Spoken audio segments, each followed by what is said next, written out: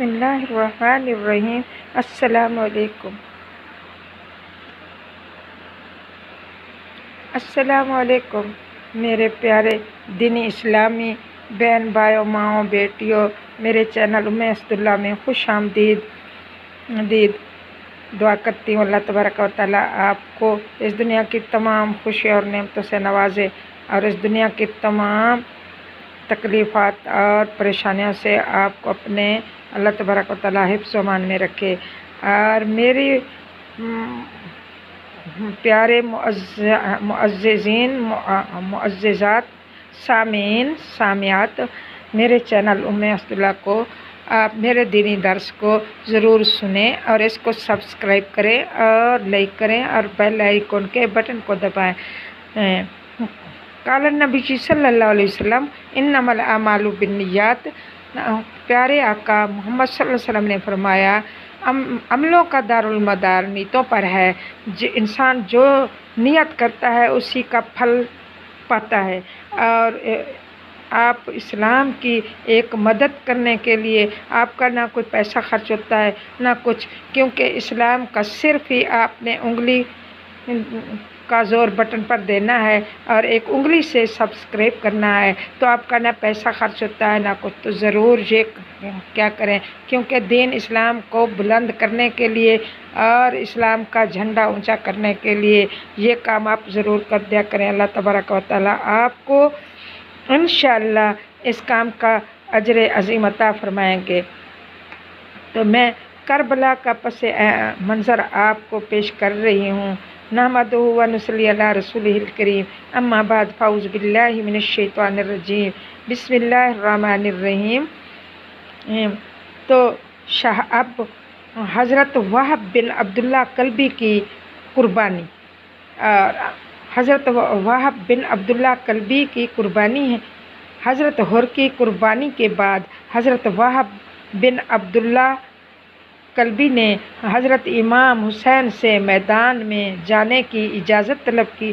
یہ اپنے قبیلے کا خوبصورت نوجوان تھا جس کی شادی کو کلبی قبیلے کا تھا جس کی شادی کو ابھی 15 دن ہی ہوئے تھے۔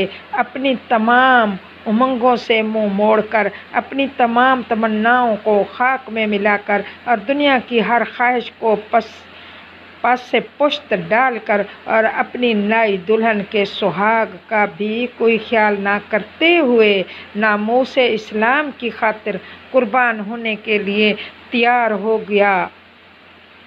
شاید یہ نوجوان اپنی نئی دلہن کے سہاگ کو قائم رکھنے کے لیے اپنی جان نہ دیتا، مگر اس کی بوڑھی ماں نے فرمایا، بیٹا میں نے تمہیں جنم دیا ہے، میں نے تمہیں جنم دیا جایا، میں نے تمہیں پالا، میں نے تمہارے لاڈ دیکھے اور لاڈ اٹھائے اور میں نے تجھے ایک لمحہ کے لیے بھی آنکھوں سے دور نہ کیا، اور میں یہ بھی جانتی ہوں کہ تم میرے دل کا چین ہو، میرے سینے کا قرار ہو، میری آنکھوں کی ٹھنڈک ہو، میرے بڑھاپے کا سہارا ہو۔ اور بیٹا ہمارے نبی کریم صلی اللہ علیہ وسلم نے فرمایا ہے، اولاد ساری زندگی میں بھی اپنی ماں کا حق ادا نہیں کر سکتی، حق ادا کرے تو نہیں کر سکتی، مگر آج اگر تم دین پر قربان ہو جاؤ، حق پر نثار ہو جاؤ اور حضرت حسین پر صدقے ہو جاؤ تو میں سمجھوں گی کہ تم نے اپنی ماں کا حق ادا کر دیا۔ بیٹا دیکھتے کیا ہو، اٹھو، میری سفید بالوں کی عزت بچا لو، جاؤ اور میرے دودھ کی لاج رکھ لو۔ بیٹا میں بوڑھی عورت ہوں مگر پھر بھی یہ برداشت نہیں کر سکتی کہ آپ کا صدمہ برداشت نہیں کر سکتی۔ پھر بھی ہمارا آقا حسین ایک بہت بڑی مصیبت اور سخت امتحان میں مبتلا ہے۔ میں دیکھتی ہوں تم نوجوان ہو، بہادر ہو اور بہت ہوشیار ہو، یہ سب کچھ کیسے میں دیکھ سکتی ہوں؟ اگر تم نے میرا حکم نہ مانا تو پھر میں تجھے اپنا دودھ بخشوں گی نہیں۔ قیامت तक मैं तुम्हारा ये जुर्म माफ़ नहीं करूँगी, और अगर तुमने इनकार कर दिया तो फिर मैं खुद तलवार पकड़कर मैदान में जाऊँगी। ये देखो, ऐसी अजीम माँ, ऐसी माएँ भी होती हैं। और उमर बिन साद को ये बता दो कि दीन और ईमान की हिफाजत के लिए खुदा ताला ने सिर्फ मर्दों को ही नहीं, बता दूंगी औरतों को भी हिम्मत दी है। बूढ़ी माँ की इस दिल हला देने वाली गुफ्तगू ने हज़रत वहाब के सीने में एक तूफ़ान बर्पा कर दिया और दिल में एक आग लगा दी। जोश में उठे और बीवी के पास गए और कहा, ऐ रफ़ीक़े हयात, मैं तुम्हारी उमंगों को जानता हूँ और तुम्हारे सुहाग की कीमत भी जानता हूँ, मगर आज इब्ने रसूल पर और जिगर गोशा बतूल पर मुसीबत बनी हुई है और सख्त इम्तिहान में मुब्तला है, और मैं चाहता हूँ कि फ़ातिमा के लाल की हिमायत में और हक़ की आन पर अपनी जान कुर्बान कर दूँ। तुम्हारे पास इसलिए आया हूँ कि अपना हक़ महर माफ़ कर दो। सुभान अल्लाह, हक़ महर ऐसी चीज़ है, इसलिए आया हूँ। मुझे तो कोई इजाज़त की ज़रूरत नहीं है, लेकिन मैं हक़ मार माफ़ करवाने के लिए आया हूँ। वफ़ादार बीवी दस्त बदस्ता खड़ी हो गई और मेरी माँ का, जब कहती है आपकी माँ का आर्डर है, आपकी माँ का दिल जो अपने जवान बेटे को शहीद करने के लिए, मरने के लिए भेज सकती है, तो मैं तो एक बीवी हूँ।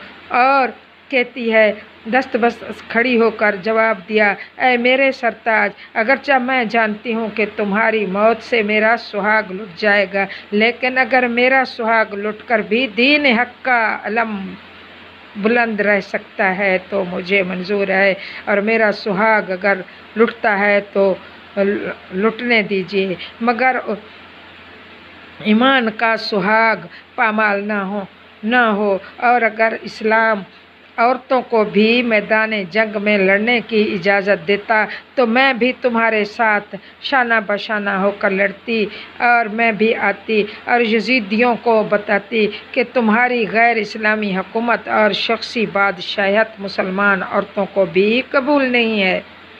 और फिर ये तीनों माँ बेटा, नाई, दुल्हन इमाम मजलूम की खिदमत अक़दस में हाजिर हुए। माँ ने पाँव की खाक चूमी, बेटे ने कदमों का बोसा लिया और दुल्हन ने सर झुका दिया। वहाब की माँ ने अर्ज़ की, या इब्ने रसूल, ये वहाब मेरा एक ही बेटा है और मेरी ज़िंदगी का आसरा है और मेरी बुढ़ापे का सहारा है, और यही मेरी दौलत है, यही मेरी कमाई है और यही मेरी पूंजी है। या सैयद, मेरी ये हकीर सी कुर्बानी को कबूल फरमा लो।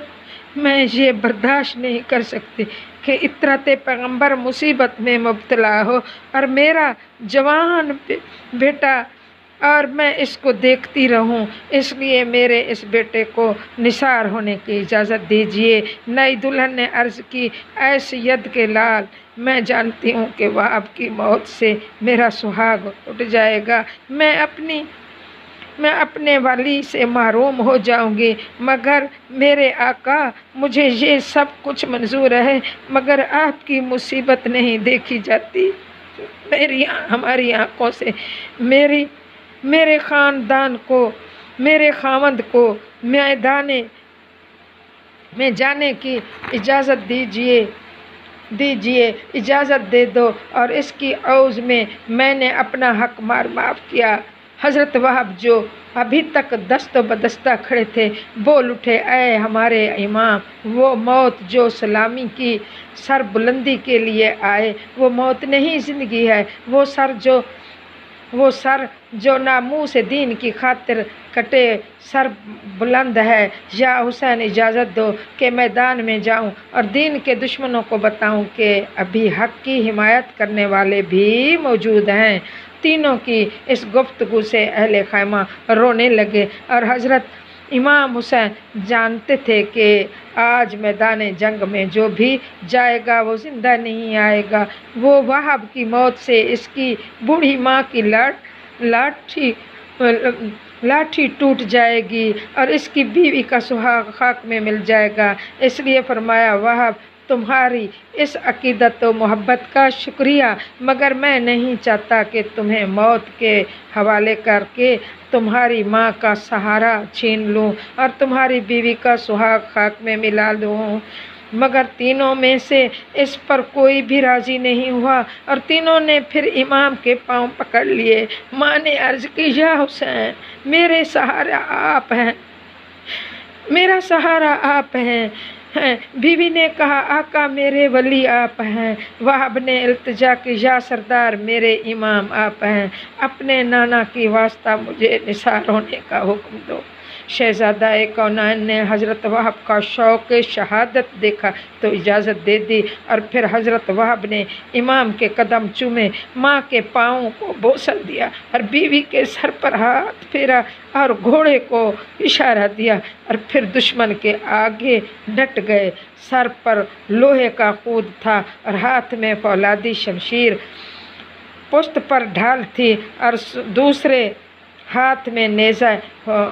मोहकम बिन तुफ़ैल एक शामी शाहसवार मुकाबले में आया और फिर 2 तलवारें लहराई और टकराई। नेज़े उभरे और चमके और वो भी शाहसवार था, ये भी तजर्बाकार था, वो भी यजीद का कुत्ता था, ये हुसैन का शेर था। वह अपने घोड़े को एड़ी लगाई और बिजली की तरह इसके सर पर पहुंचा और फिर फौलादी शमशीर उठी और मोहकम के सर पर गिरी और वो खाक पर तड़पने लगा। यजीदी लश्कर में खामोशी छा गई। हैरत से एक दूसरे को मुंह तकने लगे।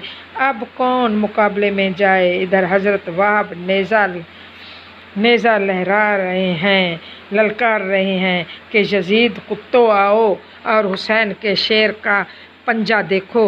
और जब कोई भी मुकाबले में न आया तो शौक़ शहादत में खुद ही भूखे शेर की तरह कल्बे लश्कर में जा पहुँचे। यजीदी भेड़ियों में खिलबली मच गई और उमर बिन साद पुकार उठा, और बहादुरो, तुम्हें क्या हो गया है कि तुम हुसैन इब्न अली के एक साथी का मुकाबला भी नहीं कर सकते? फिर तुम तमाम ने मिलकर हज़रत वहाब पर हमला कर दिया। एक तीर आपके घोड़े की पेशानी पर लगा, घोड़ा गिर पड़ा और हज़रत वहाब प्यादा ही लड़ने लगे। ज़ख्मों पर ज़ख्म खा रहे थे मगर साबित कदम थे और इस हालत में 40 यजीदों को कत्ल कर दिया। आखिर एक तीर आपके सीने में लगा, बेहोश होकर ज़मीन पर गिर पड़े और दुश्मन ने मौका देखकर फौरन आपका सर तन से जुदा कर दिया। उमर बिन साद ने आवाज़ दी, हुसैन अपने दूसरे साथी की लाश ले जाओ। वहाब की माँ ये नज़ारा देख रही थी, दौड़ी और अपने बेटे का सर झोली में डाला, कलेजे से लगाया और फिर दुल्हन की गोद में डाल दिया। दुल्हन ने अपने सर के वली का सर अपनी गोद में देखा तो एक चीख मारी और अपनी जान दे दी। इन्ना लिल्लाहि व इन्ना इलैहि राजिऊन। हज़रत वहाब की